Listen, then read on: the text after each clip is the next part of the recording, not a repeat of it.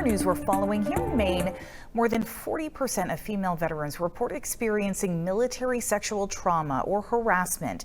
And that's why the Augusta-based nonprofit Sisters in Arms Center works to provide residential care and support for those women.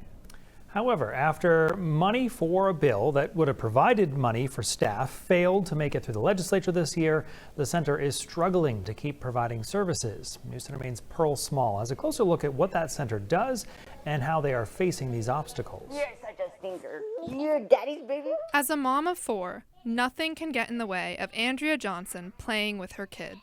1, 2, 3. Oh yeah.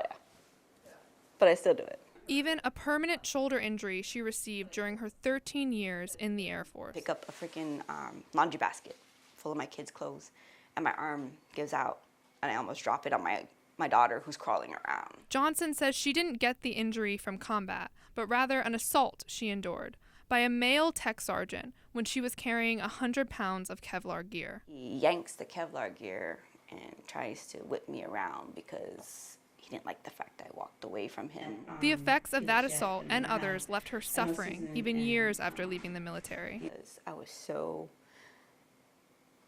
emotionally drained and emotionally charged by dealing with my traumas. Last year, Johnson found herself homeless and hopeless, but she says the Sisters in Arms Center gave her both back. These women have helped me get back to my husband and get back to my children. This is just a place for them to feel safe and connect with their sisters and then get back on their feet. Relatively new, the center still experiences its own challenges. Staffing is their biggest barrier. Relying mostly on volunteers, Executive Director Rebecca Cornell-DeHue was hoping to bring someone in full-time.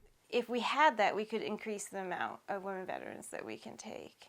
They thought they were in the clear when a bill that would have funded staff passed with flying colors through the Maine House and the Senate. I didn't expect it to be such a tremendous hurdle. However, after the bill was passed, it went to appropriations to be amended and didn't make it back through the House in time before the legislative session ended.